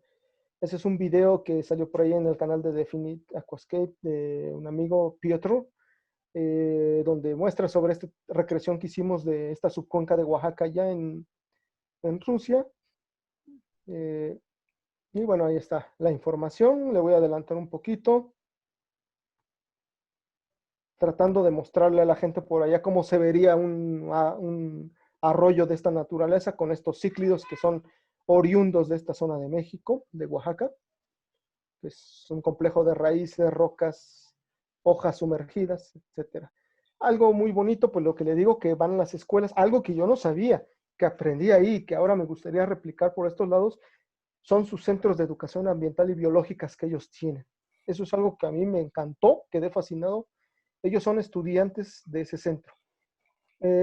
No sé si en otros países los haya, ahorita me gustaría más adelante que alguien me lo comentara, al menos en Rusia lo he visto, que son centros donde hay gente eh, muy experimentada en ciertos temas, algunos de ellos investigadores, que destinan parte de su tiempo a esta alianza que hay con el gobierno. Son recintos donde los niños y los jóvenes, después de sus clases normales, van y aprenden sobre otros temas, plantas, animales, entre esos también están, bueno, de insectos pueden aprender, peces del mundo. Entonces eso es algo maravilloso, que ellos ya se van empapando de todas estas cosas. Y bueno, ahí estamos con algunas personalidades. Jacob Lexin, quizá para algunos famosos, él trabaja para una compañía por ahí muy famosa a nivel global, pero además realiza expediciones por Sudamérica, Asia.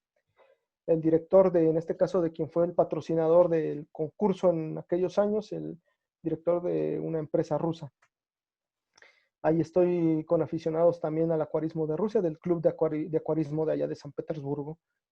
Y bueno, este es como un video resumen, no tiene, creo que ustedes no pueden escuchar el audio, pero no pasa nada, es música simplemente que le pusieron, pero como para mostrarles un panorama de estos shows, que yo creo que Manuel sí conoce bien algunos de estos shows que se realizan por allá, quizá en Alemania el más famoso, ¿no? Pero pues ya otros países no se quedan atrás también. Entonces, ahí es donde se puede ver parte de lo que se realiza. Ahí dice el concurso de acuarios de biotopo. Y bueno, obviamente los patrocinadores que intervienen en todo esto, lo que se estuvo trabajando y la premiación.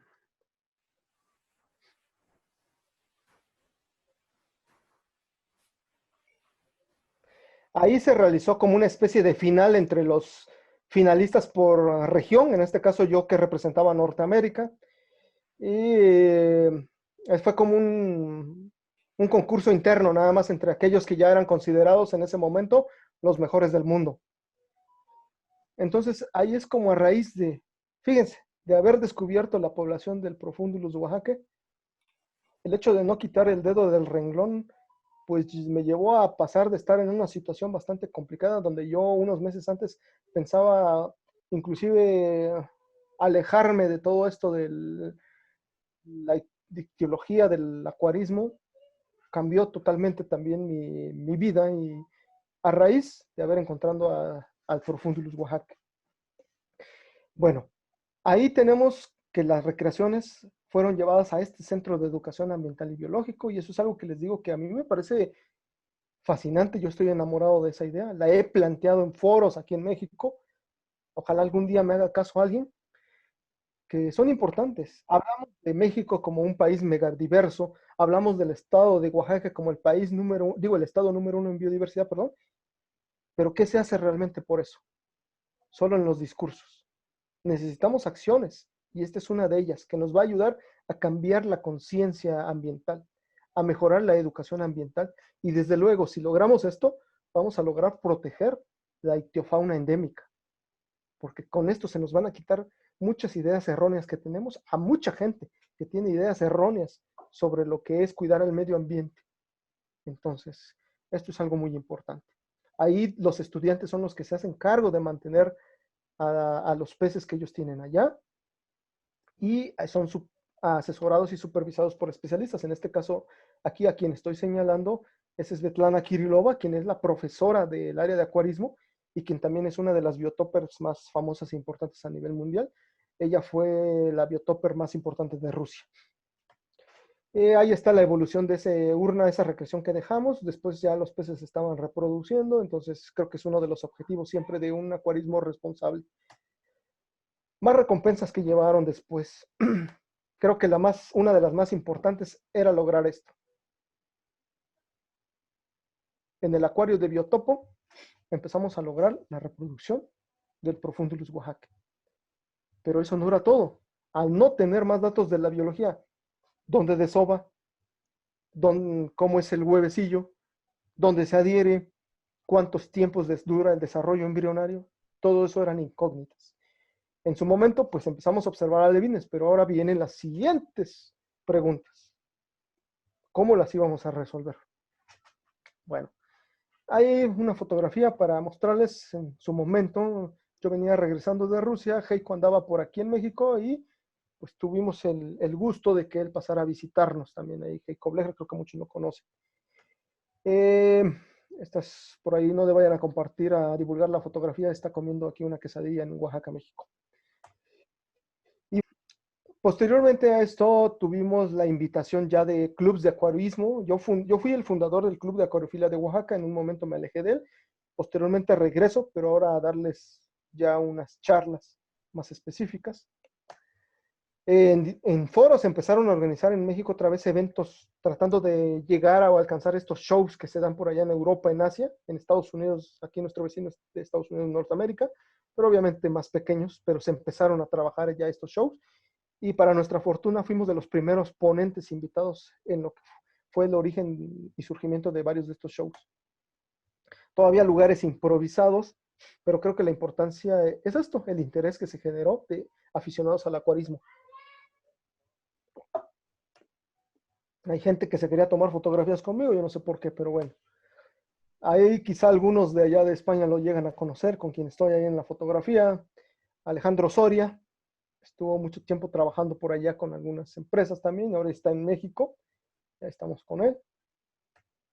Aficionados del Club de Acuariofilia de Querétaro, que fue donde fue este show. Posteriormente siguió visitándonos en Leonor, y fue donde surge ya ahora sí la idea, rescatando a Profundulus oaxaque. Ya mucho show, muchos reflectores, pero necesitamos trabajar más otra vez en el punto central, con lo que inició todo, que es el Profundulus oaxaque. Ahí continuamos con esto, dando a conocer lo que queríamos hacer y todo esto. Nos llegó por allá la invitación de la Asociación Italiana de Killifish, publicamos en su boletín un artículo sobre el Profundo Luz Oaxaca. Posteriormente nos invitan los amigos de Argentina y también tuvimos la publicación respectiva de esta magazine de allá de España, que es online, del Biotop, donde también hablamos sobre este trabajo. Y siguieron visitándonos televisoras y todo esto para seguir mostrando que el trabajo continuaba. Esto es algo, esta imagen es muy bonita, me gusta mucho. Y creo que es algo de lo que se quería lograr. Que al menos en la comunidad donde se encontró la población del Profundo Luz Oaxaca se logró uno de los objetivos. Ustedes ven ahí 2 generaciones distintas conociendo a Profundo Luz Oaxaca. Y creo que eso es algo de lo que se quiere conocer. Hoy la gente no le dice Profundo Luz Oaxaca ni le dice Kili. Todo el mundo cuando dice el pececito se refieren a Profundo Luz Oaxaca. Tenemos escuelas que nos siguieron visitando, diversas escuelas de la ciudad, inclusive de otros municipios llegaron a visitarnos, a realizar acciones de campañas de limpieza y todo esto en los cuerpos de agua. Continuamos trabajando monitoreos. Y aquí es cuando nuestro amigo Sergei Anikin de Rusia, pues ya después de haberlo conocido, nos hicimos buenos amigos, nos contó que él le dibujaba a Heiko logos para sus playeras. Él nos dona amablemente el logo de la iniciativa. Y originalmente fue así. Hoy tiene unas ligeras modificaciones. Los peces siguen iguales, salvo que ahora se le agregó quién es el autor de los dibujos. Y seguimos trabajando esta parte, pero ahora necesitábamos ya volverlo más técnico. Hacer investigación realmente. Para eso lanzamos una campaña. ¿Te gustaría pues ser actor de cambio ambiental? ¿No? Le decíamos a la sociedad, apóyanos, no necesitamos quizá que nos des dinero, pero ayúdanos a conseguir. Si tú tienes por ahí una pecera que no utilizas, si tú tienes esto que no utilizas, puedes donárnoslos y nosotros lo vamos a utilizar. Ahí vemos algunos diplomas que entregamos a distintas personas que nos apoyaron y fuimos haciéndonos de nuestro equipo necesario para empezar a diseñar nuestros experimentos, nuestros ensayos reproductivos. Entonces, cosas elementales que a veces necesitamos, que un test para medir calidad del agua, para llevar un control, temperatura, etcétera. Algunos pequeños recipientes muy simples donde colocábamos alevines para ir viendo el desarrollo, etcétera. Para alimentar a los reproductores, pues necesitábamos meterle proteína de alta calidad, y qué mejor que proteína fresca. Por ahí una organización internacional que trabaja temas de este tipo, nos tiene por ahí un centro de cultivo de lombriz roja californiana. Ellos nos donaron unas cepas para empezar a trabajarla. También empezamos a reproducir esto para fuente de alimento de los reproductores, porque en los ensayos metimos como lombriz roja californiana como uno de nuestros uno de los alimentos a probar para ver cómo incidían en la reproducción y el crecimiento de los reproductores. Y después de esto se pone en contactos con nosotros quien consideramos como nuestro mayor benefactor, José González, de Texas. Él vive en Texas. Él un día se comunica conmigo y me dice, oye, me he enterado que están haciendo esto allá, me gustaría apoyarles. ¿Qué necesitas? Nosotros ya teníamos un diseño experimental, pero necesitábamos hacernos de esas tinas que ven ahí, porque ya habíamos estado probando algunas cosas en los acuarios y nos dimos cuenta que en acuario Mixlanensis simplemente no desovaba. Oaxaca lo hacía, pero de una manera muy baja, 1 o 2 huevecillos por mopa, y cada cierto tiempo se estresaba mucho. Entonces pensamos algo que yo llamé un sistema seminatural, pozas artificiales. ¿Qué es lo mejor que puedes hacer? Pues sometámoslos a ciertos factores medioambientales, que son a los que están a veces expuestos, obviamente de manera más controlada porque están en un lugar cerrado. Hicimos inclusive simulaciones de lluvia y cosas así para ir probando todo lo que funcionaba o inducía al desove. Y bueno, necesitábamos esos tinas. José González fue quien dijo, yo se los voy a donar. Y así fue. Él fue el que donó todo eso. Y voilà, empezamos a notar que empezaron a desovar en las mopas. Ya tenemos fotografías de alevines. Y aquí les voy a mostrar un video de Mixlanensis sobre una conducta muy interesante que ya más adelante ustedes me dirán qué puede ser. No sé si alcanzaban a ver al fondo lo que yo estaba filmando. En ese momento no tenía una camarita acuática, por eso no pude meterla ahí en... Sí, sí. Son dos machos. Están teniendo cierta conducta ahí Ujú. territorial, ¿no? Entonces, cosas... Bueno, me estoy adelantando. Después tuvimos otro buen benefactor que se llama Frank Aguirre, es un biólogo mexicano, pero que hace muchos años se fue a vivir a Canadá. Él inclusive ya ha presidido por allá la Asociación de Acuarismo de Canadá. Es muy famoso por allá también y está invitado luego a los clubs que hay de vivíparos y todo esto. Él nos donó un microscopio con el que nosotros empezamos a hacer observaciones de los huevecillos, los embriones, y voy a ponerles este video y les voy a señalar y creo que los van a poder ver en su pantalla en el embrión, el corazón como está en esta parte palpitando. Y se ve Con bien. el microscopio pues pudimos registrar todo esto, momentos previos de la eclosión, medir los diámetros de los huevecillos, del alevín una vez se libera del corión, todos estos datos que necesitábamos. Ya por ahí, ahí a ver si se alcanza a ver, por ahí uno va a eclosionar. Ahí lo vieron, fue muy rápido, hizo este movimiento y se liberó. Y estos son los movimientos que hacen para irse liberando. Sí, se ve bien. Entonces, pues esto es toda la evidencia que necesitábamos ir reuniendo, pues para tener estos datos también, algunas mediciones. En esa no está exacto, ¿eh? Ya después nos dimos cuenta que no estaba bien calibrado y tuvimos que repetir, pero nada más es de referencia. Y ahora sí, con ya toda esta información, empezamos a hacer nuevas presentaciones para mostrar todo esto. Y tuvimos menciones de la Kili Data Internacional, inclusive, pues por supuesto de ustedes que nos llegaron a mencionar en algún momento en sus redes sociales, de la Sociedad Española de Iquilis, y el doctor Emilio, que nos estuvieron visitando. Llegamos a tener exposiciones ya en museos sobre Profundus Oaxaca. Montamos una galería acuática aquí en el ayuntamiento local, donde pues era otro de los objetivos, dar a conocer todo esto a la ciudadanía en general. Ya tenían un espacio propio, llegaron a visitarnos más estudiantes ya en las instalaciones que teníamos, pláticas, todo, les mostrábamos lo que hacíamos. Participamos en algunos otros proyectos con investigadores en otro sentido, ya nos buscaban para colaborar, acciones en cuidado del medio ambiente. Volvimos a participar otra vez en los concursos de biotopo, pero ahora mostrando los otros peces que les llaman charales, que no son charales, para cambiar un poco esta idea. Igual volvimos a ganar primeros lugares, otra vez el World Ranking primer lugar en México, y lo respectivo, volvimos a ir por aquellos lados, ahora mostrar sobre el ajolote. Entonces, para eso hicimos una alianza con el Centro Reproductor de Ajolotes de México, el de la UAM Xochimilco, con el titular, él es el responsable, con quien pues nos dio toda la información. Nos fuimos otra vez por allá para mostrar sobre el ajolote y pues el interés, otra vez finalistas, llevamos al Centro de Educación Ambiental y pues ahí muy interesante todo lo que hay.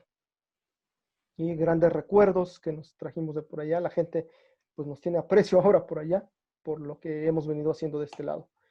Y ahí está, lo que habíamos plantado en su momento, un proyecto de conservación y aprovechamiento, por un lado de las especies exóticas y por el otro de conservación, obviamente, de la población de Profundus Oaxaca, y que esta parte solventara a esta otra. Entonces, ahora sí, esta parte de pesca deportiva o de aprovechamiento, pues podía realmente repercutir en beneficio de una especie endémica. Esa era la propuesta que nosotros teníamos. E inclusive nos llegó a visitar gente de la Embajada de Holanda, anduvimos tocando puertas. En algún momento el ayuntamiento nos dio facilidades para empezar un pequeño proyecto piloto y ampliar pozas para distribución del Profundus Oaxaca dentro de su misma zona de distribución. Desgraciadamente se presentaron posteriormente problemas. La comunidad, hubo gente que vio intereses ahí y manipuló información para hacernos quedar mal ante la comunidad, diciendo que nosotros queríamos privatizar ahí y que los extranjeros se querían adueñar.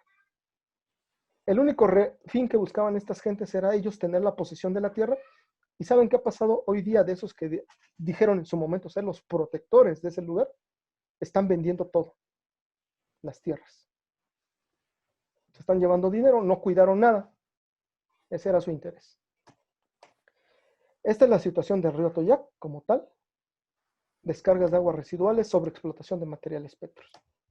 Esa que alguna vez fue la autopista, yo digo fue la autopista de estas especies, porque ahí nos relatan de otra especie que hoy ya no la encontramos más, que era de mayor tamaño, que nosotros creemos que se trataba de Agonostomus monticula, una especie migratoria que llegaba hasta acá. Hoy día pues ya es imposible que llegue. ¿Qué hicimos? Con apoyo y con alianza con el gobierno local, empezamos a tratar de recuperar espacios sobre el cauce principal. Fíjense, así a esto, con especies propias de vegetación, algunas que ya están aquí establecidas hace muchos años, que quizá no son propias, pero ya están en los cuerpos de agua, y empezamos a lograr esto. El agua del río empezó a limpiarse. Es un sistema de bioremediación. Y aquí volvieron a ver peces otra vez. Posteriormente, la Universidad Nacional Autónoma de México, que es la más importante, nos invitó a colaborar y formamos un manual de qué son los acuarios de biotopo, cómo se construyen, cómo es una herramienta no solo para el conocimiento de la biodiversidad local, la ictiofauna local o la biodiversidad acuática, sino que también para la investigación. Porque es muy difícil a veces hacer estudios en hábitat cuando hay especies que son susceptibles a ser manejadas en este tipo de instalaciones y te ayudan a obtener datos también. Entonces nos pidieron hacer este manual y tomamos como ejemplo al Profundulus Oaxaca. Y el año pasado que ya nos fuimos a China, también fuimos invitados a China para, pues ahora como ya parte de un jurado, evaluar proyectos de biotopos a nivel mundial y platicarles sobre nuestras experiencias también. Y inclusive han salido reportajes también, les digo, sobre todo esto. Ahí están, miren, como un resumen de todo lo que les había dicho en las imágenes. Ahí están cuando estábamos haciendo los ensayos, los niños que visitaban las galerías.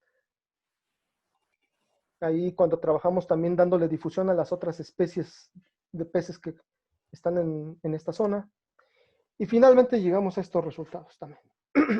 Esto ya es más científico, técnico científico, de los estudiantes que tuvimos de biología trabajando. Por un lado, este es un informe de residencia profesional de una chica que es como uno de sus requisitos para que pueda ir concluyendo sus estudios de biología.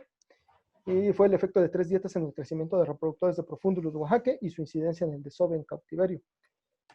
Y aquí vemos de manera rápida, ahí están los ensayos, cómo se marcaron cuadrantes donde se colocaron, ella colocó 2 hembras con un macho para ver cómo funcionaba. Se hicieron medición de parámetros físico-químicos, hizo esto del dimorfismo para ver si a simple vista se podía notar cuál era un macho y una hembra, ya que presentan dimorfismo secundario, es decir, por estructuras. A simple vista es un poco difícil, pero más o menos aportó ciertos datos que ahorita les voy a mostrar.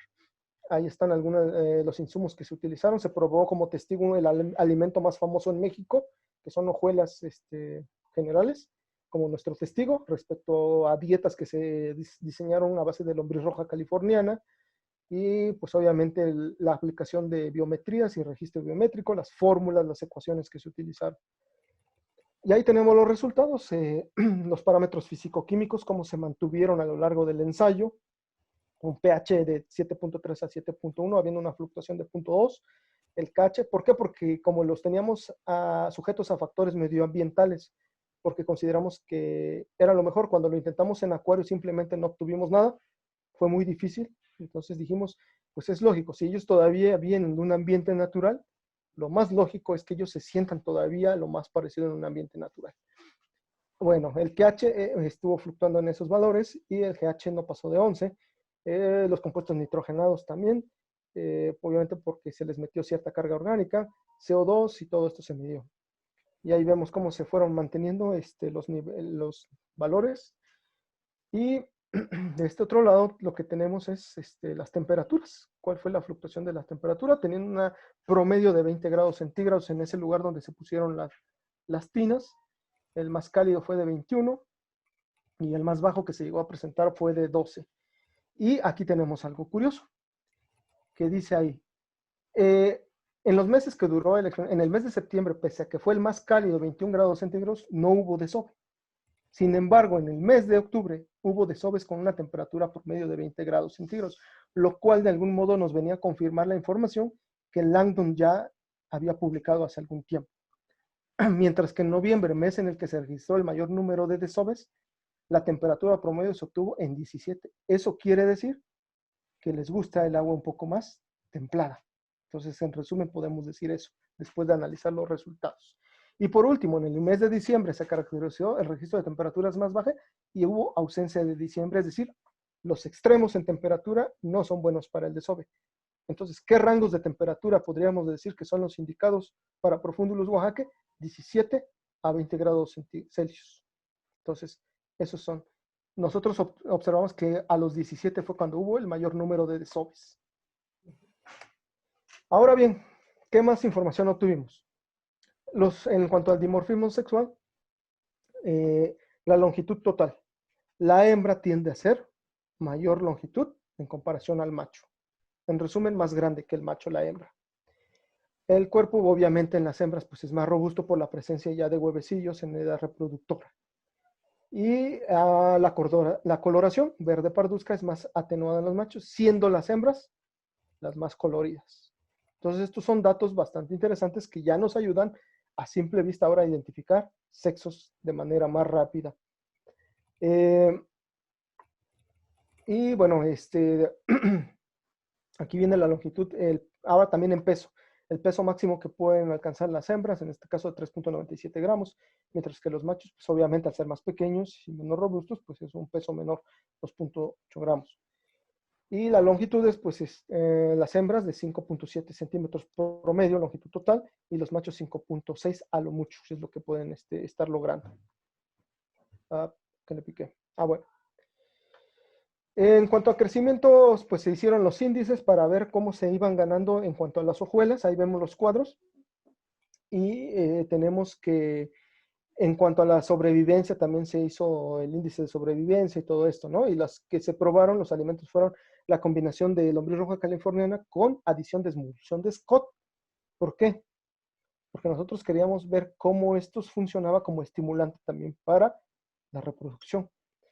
Y se tuvo un 100% de sobrevivencia con esta dieta, únicamente adicionando una papilla de lombriz, de lombriz roja californiana, perdón, se obtuvo un índice de sobrevivencia del 91.6%. Y pues ahí tenemos lo de mortandad, ¿no? Y por último, con las hojuelas, que son las tradicionales de acuarismo, las más vendidas en México, el índice de sobrevivencia fue del 75%. Eso quiere decir que no es un alimento muy recomendable, ¿verdad? Es muy bajo en ciertas características nutricionales. Y bueno, entonces ahí vemos los análisis que se le hicieron de la Eisenia fótida, la lombriz roja californiana con la emulsión de Scott, y contiene obviamente un mayor porcentaje de proteína cruda, 62%, y se pusieron ahí las tablas correspondientes sobre lo que nos fueron dando los índices. Se sacó por talla y por peso.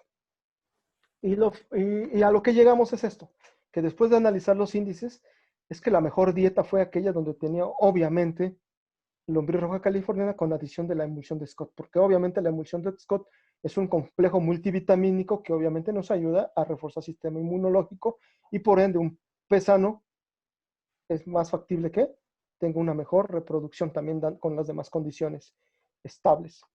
Y le continuó la pura lombriz sin emulsión de Scott y finalmente pues nuestro testigo era obvio de lo que esperábamos, pues fue el que dio los resultados con más bajos índices de crecimiento en peso y talla. En cuanto a los huevecillos, pues bueno, ahora sabemos que tienen un diámetro aproximado de 2.75 milímetros y presentan una coloración amarillenta. Y ahí los vemos. Aquí se puede ver cómo es una coloración amarillenta a simple vista una vez que están fecundados. Y posteriormente empiezan a aparecer una serie de puntos en el huevecillo y así se van viendo. Aquí está obviamente un huevecillo no viable. Ustedes saben lo que pasa con un huevecillo que no es viable. Bueno, y aquí vemos cuando empiezan las etapas del desarrollo embrionario, en la etapa del cigoto, y aquí vemos pues, que el óvulo ya está fecundado y se produce la primera escisión, que es cuando se empieza a ver esta división celular. Entonces, posteriormente son los pasos que creo que ya se han visto también en el pez cebra, se han analizado todos estos pasos que se van dando en un huevecillo, en los peces, y ahí los fuimos registrando, la blástula, cuando se forma la gástrula, la segmentación, allá vemos los puntos que les digo, como son muy notorios, y todo cómo se van formando ya las estructuras, cuando aparece el ojo, al día 11 nosotros podemos ver que ya también está la observación del periodo faríngeo y la pigmentación que van a tener los alevines, esta pigmentación también. Aquí se ve en el día, en esta figura, como, bueno, aquí está, en esta figura de la 20, de las somitas, cuando empiezan a aparecer los ojos. En la eclosión y finalmente la eclosión. Ahí lo podemos ver. ¿Cómo está? Y a lo que llevamos a las conclusiones, después de ver lo de los parámetros físico-químicos que se mantuvieron estables, determinamos que se presenta un dimorfismo secundario, pero que existen caracteres como la coloración, el tamaño y la forma del cuerpo, que si somos observadores ya podemos saber de que se trata de una hembra y un macho, y es lo que les mencionaba. La mejor dieta para lograr la reproducción y el crecimiento en peso y talla es esta papilla de lombriz roja californiana con emulsión de Scott. Lo siento por el comercial, pero bueno, tenía que mencionar cuál es el que se utilizó. Y el desove tiene una relación directa, obviamente, con la alimentación. Los mejores desoves también pues, fueron con esta dieta, como les comenté. El desarrollo embrionario tiene una duración promedio de 15 a 18 días. Ese es el promedio que dura el desarrollo embrionario del huevo, a una temperatura constante de 20 grados centígrados. Dijimos, si esta se llega a elevar con temperaturas menores, perdón, si baja por temperaturas menores, lo que se observó es que llega a tardar hasta 29 días. Entonces, lo ideal sería mantener a 20 grados Celsius, que sería el promedio, para que en los 15, 18 días se esté logrando un desarrollo embrionario adecuado. Algo que ya no se mencionó acá porque ya no lo pudimos cuantificar, fue que con temperaturas altas, sí, la eclosión era un poco más rápido, o sea, el desarrollo embrionario era más rápido, pero los alevines empezaban a tener problemas. Y con aquellos que se llevaban hasta 29 días, había una vez, pues, ustedes saben lo que pasa al alargar esto, o sea, el desarrollo embrionario también se ve afectado. Los alevines que llegaban a eclosionar también presentaban problemas y había una alta mortandad en ellos. Y sí, fue un poquito complicada la parte de la reproducción en cautiverio del Oaxaca, sobre todo por estas cuestiones de la temperatura. Vimos que sí les afecta mucho esas fluctuaciones. Y eso es lo que podemos obtener de manera de resumen. Esta información les voy a pedir un poquito ahí de manejo adecuado. Apenas van a salir las publicaciones en los artículos científicos, entonces ya está registrada, ya está para el Instituto Tecnológico del Valle de Oaxaca, ya está archivada esta información, pero ahora se va a sacar la publicación respectiva. Entonces, por eso nada más les muestro así a grandes rasgos las conclusiones y algunas de ellas, faltan otras que les digo que estamos evaluando. En cuanto a el desarrollo embrionario y el efecto de dos dietas en el crecimiento del alevín de Profundulus mixlanensis. Ahora vamos a hablar de la otra especie. Y este fue presentado por otra alumna. Ella puso sus unidades reproductoras de mixlanensis en esta forma, en espacios más reducidos, porque vimos que es más manejable al cautiverio. ¿Por qué? Porque otra cosa que vimos en Oaxaca es muy susceptible a los cambios de temperatura. Empezaron a presentar problemas de leach, entonces al inicio sí tuvimos una mortandad. Y en cambio con mixlanensis les puedo decir que hasta el día de hoy no he visto alguno enfermo. Entonces eso es algo bastante interesante. Entonces se decidió que en las mismas tinas los espacios iban a ser más pequeños y ahí se colocaron por parejas. Se hizo la determinación de parámetros físico-químicos, se colocaron de los reproductores, se les colocó aquí, se hizo la prueba con mopas artificiales y con lirios, con jacintos de agua también, como para de algún modo ir viendo dónde preferían ellos desovar. Y ahí están algunas fotografías. Ahí se probaron simplemente para los reproductores porque ellos vimos que sí tienen un mayor desove que Oaxaca. Estos alimentos comerciales, ahí están las marcas, no las voy a mencionar, pero ya las están viendo. Y desarrollamos estas incubadoras muy sencillas, donde colocábamos los huevecillos para tener un control de ellos. Y ahí está todo lo que se usó. Para alimentarlos se probaron dos dietas que fue, náuplios de artemia y producción primaria por microalgas. Y bueno, ahí tenemos los índices y el apoyo de otros microscopios para la identificación también de las microalgas que estaban presentes en ese caldo. Y ahí tenemos ya el cuadro resumen de los estadios que presenta Profundulus mixlanensis. Ahí está descrito muy bien. Ya más detallado todavía en el periodo de blástula, cómo se divide, y en cada uno de ellos, en el de segmentación, cuántos días le toma al huevecillo para ir pasando de un estadio al otro, periodo de faríngula, etcétera. De eclosión igual, y ahí tenemos las fotografías resumen de a las 2 horas que fue puesto el huevecillo y una vez fecundado también, a las 3 horas, a las 4 horas, 5 horas, 1 día, 2 días, 3 días, 4 días, 5 días, etcétera, por un día, progresivamente así, hasta llegar a un día 18. Bueno, parámetros físico-químicos, ahí está cómo se mantuvieron a lo largo del ensayo. Cuántos huevecillos, si se dan cuenta, esto es una cantidad increíble de huevecillos que se estuvieron colectando de mixlanensis. En la tina 1 fueron 288, 428 en la otra tina, 118, 834. O sea, sí hay una fluctuación bastante grande de huevecillos que se pudieron obtener de mixlanensis. Ahí está igual sobre los alevines, las dietas que se dieron para sus alimentos, los parámetros físico-químicos que mantuvimos sobre la artemia y las microalgas. Los indicadores de crecimiento también, el crecimiento absoluto, pues se notó una diferencia muy, muy grande en los alevines, que la mejor dieta pues fue la artemia, obviamente, los náuplios de artemia, pues aportaron los mayores índices de crecimiento absoluto, relativo, las tasas de crecimiento, etc. Y ahí están nada más unas láminas de parte de lo que se identificó entre el caldo de microalgas de las que se alimentaron a los alevines. ¿A qué conclusiones llegamos?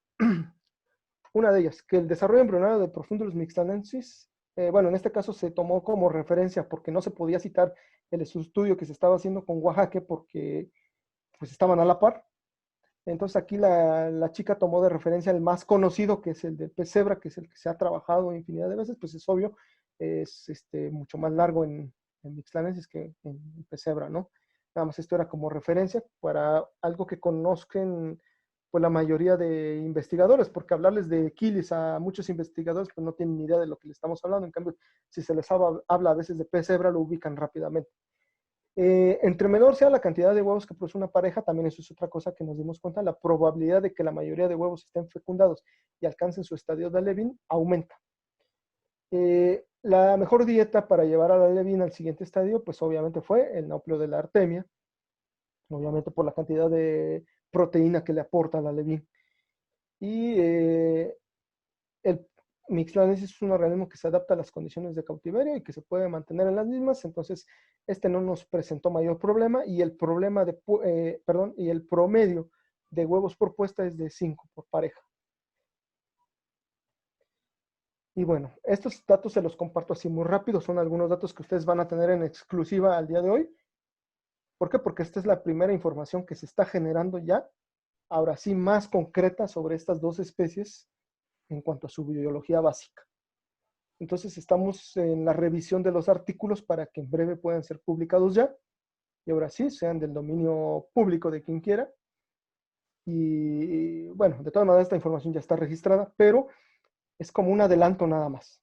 Entonces yo quería mostrárselos porque creo que es algo de lo que todos los que están interesados en los quilis es algo de lo que van a preguntar y es algo de lo que preguntan a veces.